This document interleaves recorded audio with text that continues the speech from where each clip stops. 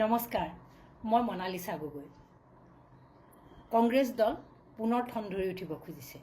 অৱশ্যে ঠন ধৰি উঠিব খুজিছে বুলি ক'লে ভুল কৰা হ'ব।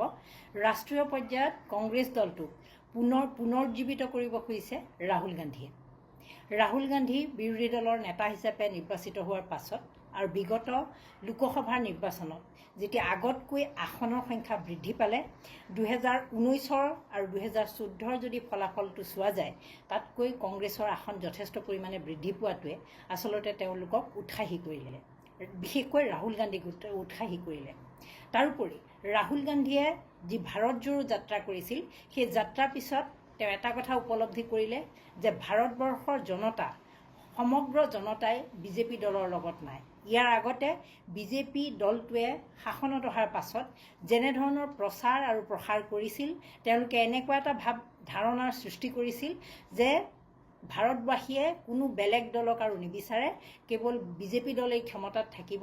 নৰেন্দ্ৰ মোদীয়ে তেওঁলোকৰ নেতা আৰু তেওঁলোকে কোনো বেলেগ দলৰ শাসন ভাৰতত আৰু নিবিচাৰে।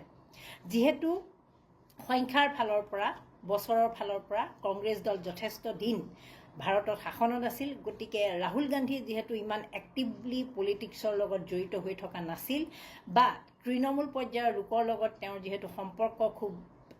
গভীৰ নাছিল, গতিকে ভাৰত জোৰো যাত্ৰাৰ আগলৈকে তেওঁ সেই ধাৰণাটো যিটো বিজেপিয়ে সৃষ্টি কৰিছিল, ছ'চিয়েল মিডিয়া বা বিভিন্ন প্লেটফৰ্মৰ জৰিয়তে, আনকি গুডি মিডিয়াৰ হেল্প লৈ যি এটা ধাৰণাৰ সৃষ্টি কৰিছিল, সেই ধাৰণাতে তেওঁ ভুল গৈ আছিল আৰু তেওঁ ভাবিছিল যে ভাৰতত আৰু বিকল্প চৰকাৰৰ কথা বহুদিনলৈ নাহিব। কিন্তু যেতিয়া তেওঁ ভাৰত জোৰো যাত্ৰা কৰিলে,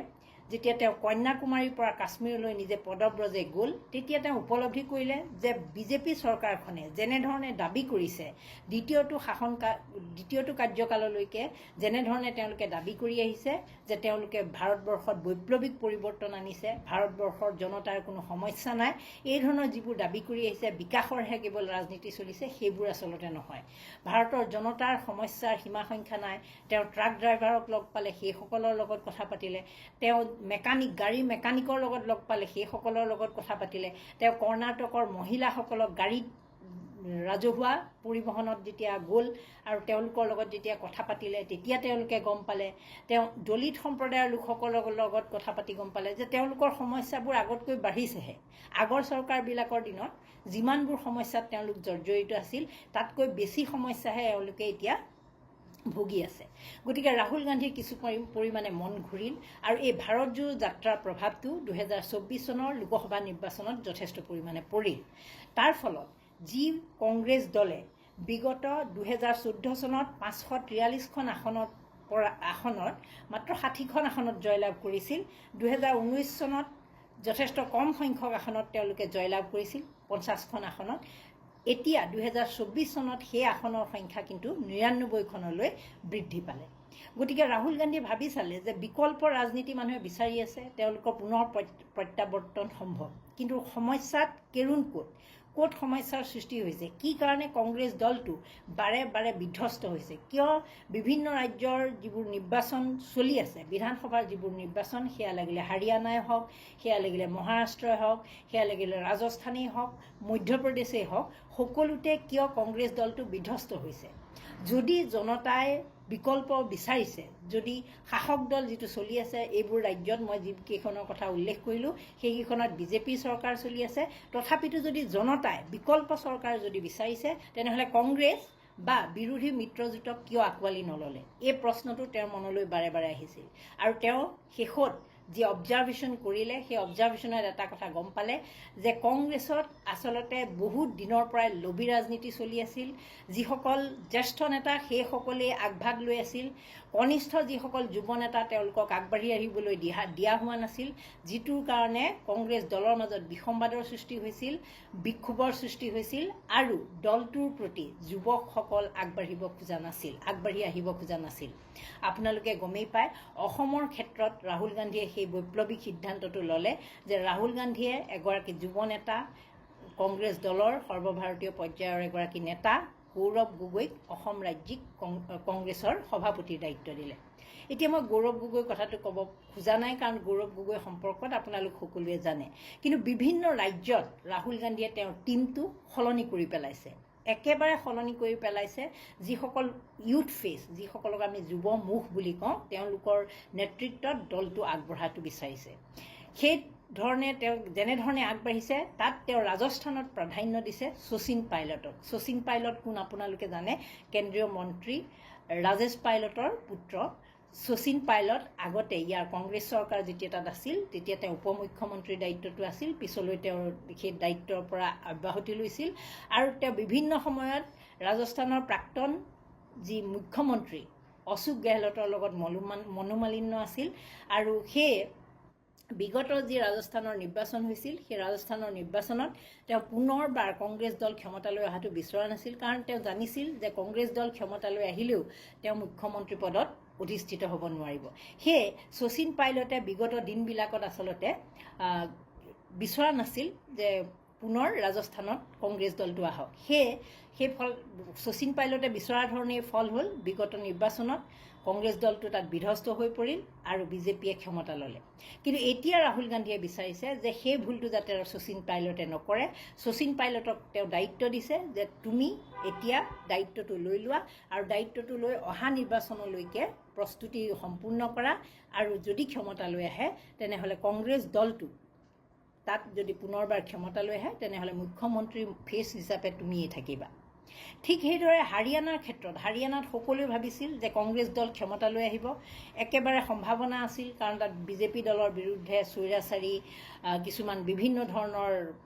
অভিযোগ উত্থাপন হৈছিল দুৰ্নীতিৰ অভিযোগ উত্থাপিত হৈছিল কিন্তু সেই সময়তো ইমানৰ পিছতো কিন্তু হাৰিয়ানাতো কংগ্ৰেছ দল বিধ্বস্ত হৈছিল বিধ্বস্ত হোৱাৰ কাৰণ আছিল কংগ্ৰেছ দলৰ দুজন নেতা ভূপেন্দ্ৰ সিং হুডা যিগৰাকী প্ৰাক্তন মুখ্যমন্ত্ৰী আৰু কুমাৰী চেলেজা তেওঁ নিজকে মুখ্যমন্ত্ৰী কেণ্ডিডেট বুলি ভাবিছিল আৰু ৰণদীপ সূৰ্যৱালা এই তিনিগৰাকীৰ মাজত মুখ্যমন্ত্ৰী কেন্দ্ৰিক সংঘাত হৈছিল যাৰ ফলত তেওঁলোকে পৃথকে নিৰ্বাচনী ৰণনীতি প্ৰস্তুত কৰিছিল যাৰ ফলত কংগ্ৰেছ দল বিধ্বস্ত হৈ পৰিছিল কিন্তু এতিয়া বিচাৰিছে ৰাহুল গান্ধীয়ে বিচাৰিছে যে হাৰিয়ানাত তেওঁলোকে এই ধৰণৰ ৰাজনীতি আৰু নকৰে এই পুৰণা নেতাসকলক তেনেধৰণৰ গুৰুত্ব আৰু দিয়া নহ'ব তাৰ বিপৰীতে এগৰাকী দলিত নেতা অশোক টোমৰক তেওঁ এগৰাকী দলিত নেতা হয় জনপ্ৰিয় যথেষ্ট তেওঁক দায়িত্ব দিছে সমান্তৰালভাৱে তেওঁ আন এগৰাকী সাংসদ ভূপেন্দ্ৰ সিং হুডাৰ পুত্ৰ দীপেন্দ্ৰ হুডাকো যথেষ্ট পৰিমাণে তাৰ দায়িত্ব দিছে আনকি দীপেন্দ্ৰ হুডাক বিভিন্ন ৰাজ্যলৈ পৰ্যবেক্ষক হিচাপেও পঠাইছে সিদিনা তেওঁ বিহাৰলৈ গৈছিল গতিকে এনেকুৱা ধৰণৰ কিছুমান নতুন নেতা তেওঁ সৃষ্টি কৰি সেই নেতাসকলক অগ্ৰাধিকাৰ দিয়াত গুৰুত্ব দিছে তেওঁ ৰাহুল গান্ধীয়ে বিগত দিনবিলাকত ভূপেন্দ্ৰ সিং হুডাৰ লগত বৰ এটা ঘনিষ্ঠ সম্পৰ্ক ৰক্ষা কৰা নাছিল কাৰণ তেওঁ জানিছিল তেওঁ লবিকেন্দ্ৰিক ৰাজনীতি কৰে কিন্তু তেওঁৰ পুত্ৰ হ'লেও দীপেন্দ্ৰ হুডা কিন্তু তেনেকুৱা ব্যক্তি নহয় গতিকে দীপেন্দ্ৰ হুডাক তেওঁ আগুৱাই যোৱাটো বিচাৰিছে সেয়ে হাৰিয়ানাৰ ক্ষেত্ৰতো আচলতে দীপেন্দ্ৰ হুডা আৰু অশোক টোমৰ যিগৰাকী দলিত নেতা তেওঁৰ ওপৰত দায়িত্ব দিব বিচাৰিছে ঠিক সেইদৰে আহমেদাবাদ মানে গুজৰাটৰ ক্ষেত্ৰত ৰাহুল গান্ধীয়ে বিচাৰিছে যে গুজৰাটৰ দায়িত্ব লওক জিগ্নেশ মেৱানী যিগৰাকী নেতা অসম আৰক্ষীয়েও এৰেষ্ট কৰি আনিছিল গ্ৰেপ্তাৰ কৰি আনিছিল সেই জিগ্নেশ মেৱানী তেওঁ এগৰাকী সাংসদ হিচাপে আছে আৰু মুমতাজ পেটেল আহমেদ পেটেল কংগ্ৰেছৰ এগৰাকী প্ৰাক্তন কেন্দ্ৰীয় মন্ত্ৰী তেওঁৰ কন্যা মুমতাজ পেটেল আৰু জিগ্নেশ মেৱানীৰ নেতৃত্বত কংগ্ৰেছ দলটো গুজৰাটত আগবাঢ়ি যোৱাটো বিচাৰিছে ৰাহুল গান্ধীয়ে গতিকে এই তেওঁলোকৰ বিষয়ে তেওঁ চিন্তা চৰ্চা কৰি আছে তেওঁক ৰাজ্যিক দায়িত্ব তেওঁলোকক দিয়াৰ উপৰিও কেন্দ্ৰীয় পৰ্যায়ৰ কেন্দ্ৰীয় নেতৃত্বৰ ফালেও কিবা কমিটিত বা এনেকুৱা ধৰণৰ কিবা গুৰু দায়িত্ব হয়তো তেওঁলোকৰ হাতত অৰ্পণ কৰিব পাৰে ঠিক সেইদৰে উত্তৰ প্ৰদেশৰ ফালৰ পৰা ৰাহুল গান্ধীয়ে বিচাৰিছে কিশোৰীলাল শৰ্মা অকণমান এওঁলোকতকৈ বয়সত ডাঙৰ যদিও সেই কিশোৰীলাল শৰ্মাৰ কাৰণেই আজি এসময়ৰ প্ৰাক্তন কেন্দ্ৰীয় মন্ত্ৰী সাজ ভি কভি বহু থিৰ অভিনেত্ৰী পুনৰবাৰ অভিনেত্ৰী হ'বলৈ উভতি যাব লগা হৈছে স্মৃতি ইৰাণী সেই স্মৃতি ইৰাণীক হৰুৱাইছিল আমেথি লোকসভা নিৰ্বাচনত যথেষ্ট সংখ্যক ভোটত সেই স্মৃতি ইৰাণীৰ বিপক্ষে জয়ী হৈছিল এই কিশোৰীলাল শৰ্মাক তেওঁ পুনৰ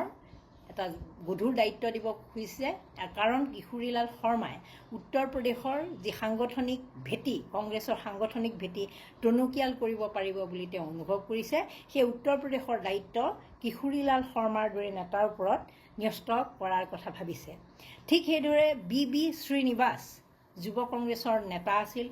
যুৱ কংগ্ৰেছৰ অধ্যক্ষ পদত আছিল অধ্যক্ষৰ পৰা তেওঁ অপসাৰিত হ'ল কিন্তু সেই বি শ্ৰীনিবাসক যথেষ্ট পৰিমাণে তেওঁ বৰ্তমানৰ চৰকাৰক বিভিন্ন সময়ত সমালোচনা কৰি আছে সেই বি শ্ৰীনিবাসকো গুৰুত্বপূৰ্ণ দায়িত্ব দি তেওঁ আগুৱাই নিয়াটো বিচাৰিছে তেওঁ আগবাঢ়ি যোৱাটো বিচাৰিছে আৰু কৰ্ণাটকৰ যিহেতু তেওঁ এগৰাকী নেতা কৰ্ণাটকত কংগ্ৰেছৰ চৰকাৰ চলি আছে গতিকে যুৱ এগৰাকী মুখ হিচাপে যুৱ নেতা হিচাপে বি শ্ৰীনিবাসক আগবাঢ়ি যোৱাটো বিচাৰিছে ৰাহুল গান্ধীয়ে ঠিক সেইদৰে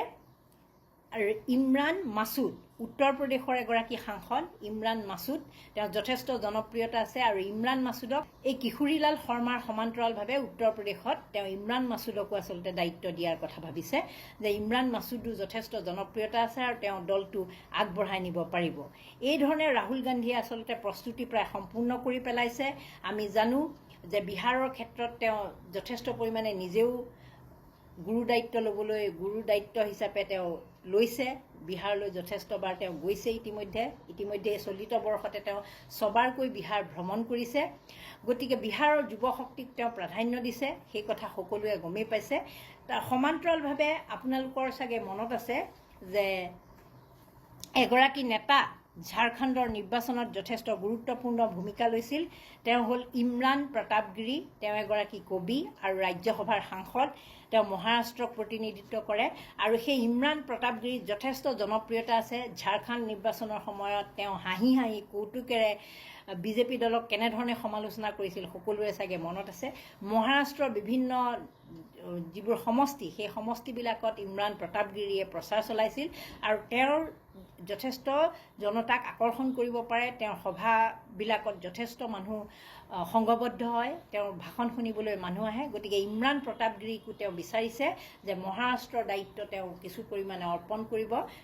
ইমৰান প্ৰতাপগিৰিক বিহাৰৰ ক্ষেত্ৰত মই ইতিমধ্যে উল্লেখ কৰিছোৱে বিহাৰৰ কেইবাজনো নেতাক তেওঁ গুৰু দায়িত্ব দিছে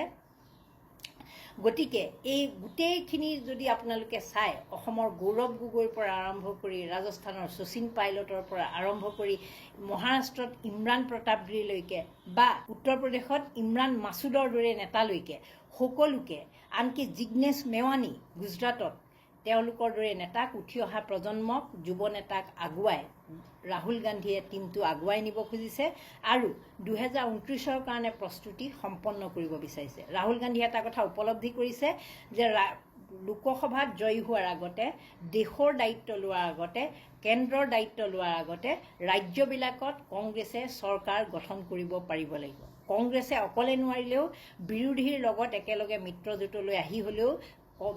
ৰাজ্যবোৰ দখল কৰিব পাৰিব লাগিব আৰু তেতিয়াহে কেন্দ্ৰত ইয়াক সলনি কৰিব পৰা যাব নহলে ডাবল ইঞ্জিনৰ চৰকাৰ যদি চলি থাকে তেনেহলে কোনো কাৰণত আচলতে ৰাজ্যবিলাকতো সলোৱাটো সম্ভৱ নহয় আৰু কেন্দ্ৰটো সলোৱাটো সম্ভৱ নহয় গতিকে নিজৰ দলটো শক্তিশালী কৰি তাৰ পিছত বিৰোধী দলবিলাকৰ লগত মিলি একেলগে ইণ্ডিয়া মিত্ৰজোঁট হৈ নিৰ্বাচনত প্ৰতিখন ৰাজ্যৰ নিৰ্বাচনত অৱতীৰ্ণ হোৱাটো বিচাৰিছে ৰাহুল গান্ধীয়ে অসমতো সেই ক্ষেত্ৰত যথেষ্ট পৰিমাণে প্ৰভাৱ পৰিছে আপোনালোকে বিগত দিনবিলাকত গমেই পাইছে যে গৌৰৱ গগৈয়ে নিজেই কৈ আছে যে বিৰোধী ঐক্যবদ্ধ হ'ব ঐক্যবদ্ধ হোৱাটো ডাঙৰ কথা নহয় তাৰ আগতে আমি নিজৰ দলৰ ভেটিটো শক্তিশালী কৰিব লাগিব এইটো গৌৰৱ গগৈৰ কথা নহয় এইটো ৰাহুল গান্ধীৰ পৰা অহা এটা নিৰ্দেশ ৰাহুল গান্ধীয়ে এই নিৰ্দেশনা দিছে যে নিজৰ দলটো প্ৰথমতে শক্তিশালী কৰক তাৰ পিছত সৰু সৰু আঞ্চলিক দল বা যি দল আছে সেইবিলাকৰ লগত আপোনালোকে একেলগে ঐক্যবদ্ধ হৈ নিৰ্বাচনী ৰণত নামক কিন্তু ইয়াৰ আগতে প্ৰথমতেই যদি ঐক্যবদ্ধ হৈ তেওঁলোকে নিজক দুৰ্বল কৰি লয় তেতিয়াহ'লে বাকীবিলাক দলৰ লগত মিলি নিৰ্বাচনী প্ৰতিদ্বন্দ্বিতা আগবঢ়াওঁতে খামখেয়ালিৰ সৃষ্টি হ'ব আৰু কংগ্ৰেছ দলৰ ভেটিবোৰ সুদৃঢ় নহ'ব আৰু পুৰণি যিসকল কংগ্ৰেছী আছিল তেওঁলোকৰো কিছু পৰিমাণে অস্বস্তিকৰ পৰিৱেশৰ সৃষ্টি হ'ব কাৰণ কংগ্ৰেছে যদি প্ৰথম অৱস্থাতেই বিৰোধীৰ লগত মিলামিছা কৰি আগবাঢ়ে তেতিয়াহ'লে যিসকল পুৰণা কংগ্ৰেছী আছিল পুৰণা কংগ্ৰেছীসকলে যিটো এক্টিভ ৰোল, যিটো সক্ৰিয়ভাৱে ভূমিকা ল'বলগীয়া আছিল, সেই ভূমিকাটো হয়তো নল'ব। গতিকে প্ৰথমতে প্ৰতিখন ৰাজ্যৰ যুৱ নেতাসকলক দায়িত্ব দিয়া হৈছে যে প্ৰথমতে আপোনালোকে কংগ্ৰেছীসকলক, যিসকল কংগ্ৰেছী, নতুনকৈ যিসকলে দলটোত জইন কৰিব খুজিছে, যোগদান কৰিব খুজিছে, তেওঁলোকক লওক। যিসকল পুৰণা কংগ্ৰেছী আছিল তেওঁলোককো এক্টিভ কৰক। প্ৰথমতে দলটোত শক্তিশালী, নিজৰ দলটোক শক্তিশালী কৰক। তাৰ পিছৰ পৰ্যায়ত আপোনালোকে বিৰোধী যি মিত্ৰজোঁট কৰিব খুজিছে সেই মিত্ৰজোঁট কৰি আগবাঢ়ক, আৰু তেতিয়াহে আগন্তুক নিৰ্বাচনবিলাকত ভাল ফলাফল দেখুৱাব পৰা যাব। আৰু যিসকল পুৰণি নেতা, যিসকলৰ মন কংগ্ৰেছত নাই, আছে বিৰোধীৰ লগত তাল মিলাই আছে, কিন্তু থাকিব লাগে কাৰণে কংগ্ৰেছৰ লগত আছে, সেইসকলক লাহে লাহে এটা ছাইড কৰি নিবলৈ পৰামৰ্শ আগবঢ়াইছে ৰাহুল গান্ধীয়ে। যে তেওঁলোকক গুৰু দায়িত্ব দিয়াৰ পৰা অকণমান আঁতৰাই ৰাখিলে তেওঁলোকে এটা সময়ত নিজেই অৱহেলিত অনুভৱ কৰিব, নেগলেক্টেড ফিল কৰি তেওঁলোকে আঁতৰি যাব, আৰু এটা সময়ত তেওঁলোকে ৰাজনীতিৰ পৰা নিজেই বিদায় ল'ব। গতিকে ডাইৰেক্টলি তেওঁলোকক আঁতৰাই দিয়াতকৈ একেবাৰে আঁতৰি যাওক, বা দলৰ ফালৰ পৰা কাৰণ দৰ্শোৱাৰ জাননী দি তেওঁলোকৰ ওপৰত এটা প্ৰেছাৰ সৃষ্টি কৰাৰ সলনি তেওঁলোকৰো সহযোগিতা লওক, একেলগে আগবাঢ়ক। তেওঁলোকে যদি ভাল ধৰণে থাকিব খোজে থাকক। যিটো গৌৰৱ গগৈ ইতিমধ্যে উল্লেখ কৰিছে যে বিজেপিৰ যি ভাইৰাছ লাগি আছে তেওঁলোকক অপাৰেশ্যন কৰিব লাগিব, অস্ত্ৰোপচাৰ কৰিব লাগিব, সেইখিনি কথা গৌৰৱ গগৈয়ে যে কৈছে, সেই গৌৰৱ গগৈ কোৱাৰ অন্তৰালত আছে কিন্তু ৰাহুল গান্ধীৰ ফালৰ পৰা অহা কিছু পৰিমাণৰ পৰামৰ্শ। ৰাহুল গান্ধীয়ে এই কথাটো গৌৰৱ গগৈকে নহয়, প্ৰতিগৰাকী যুৱ নেতাক সেই দায়িত্ব দিছে যে আপোনালোকে এনেধৰণে আগবাঢ়ক যাতে পুৰণি কংগ্ৰেছীসকলো ক্ষুব্ধ নহয় আৰু কংগ্ৰেছ দলটো যথেষ্ট শক্তিশালী ৰূপত অৱতীৰ্ণ হ'ব পাৰে। কাৰণ হাতত সময়, বহুবোৰ ৰাজ্যৰ নিৰ্বাচনৰ ক্ষেত্ৰত হাতত সময় যথেষ্ট কম। গতিকে এইকেইদিন একেবাৰে সময় অপচয় নকৰাকৈ আগবাঢ়িবলৈ নিৰ্দেশ দিয়া হৈছে। আপোনালোক সকলোৱে জানে 2026 বৰ্ষত অসমকে ধৰি দেশৰ 5খন ৰাজ্যত নিৰ্বাচন অনুষ্ঠিত হ'ব: অসম, পশ্চিমবংগ, পুডুচেৰী, কেৰেলা আৰু তামিলনাডু। গতিকে তামিলনাডু আৰু কেৰেলাৰ ক্ষেত্ৰত ৰাহুল গান্ধীয়ে কেৰেলাৰ ক্ষেত্ৰত ইতিমধ্যে প্ৰিয়ংকা গান্ধীক দায়িত্ব দিয়াৰ লগতে তেওঁ গভীৰ দায়িত্ব এটা লৈছে, গধুৰ দায়িত্ব লৈছে। তামিলনাডুতো তেওঁলোক যথেষ্ট পৰিমাণে সক্ৰিয় হৈ আছে। পুডুচেৰী তুলনামূলকভাৱে এখন সৰু ৰাজ্য, কেন্দ্ৰীয় শাসিত অঞ্চল, গতিকে তাতকৈ তেওঁলোকে গুৰুত্ব দিছে অসম,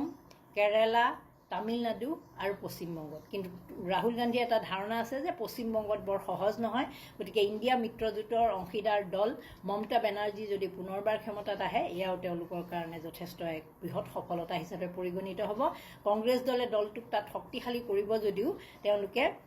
গম পাইছে যে তেওঁলোকে যথেষ্ট আসন তাত লাভ নকৰে। আপোনালোকেও এই বিষয়ে মন্তব্য দিব। আৰু ৰাহুল গান্ধীয়ে যিটো নতুনকৈ শক্তিশালী কৰাৰ যিটো নতুন যুৱ ফেচক যিটো গুৰুত্ব দিছে, নতুন মুখক যি গুৰুত্ব দিছে, সেই বিষয়ে আপোনালোকৰ যদি কিবা মন্তব্য থাকে তলত দিব। নমস্কাৰ, ধন্যবাদ।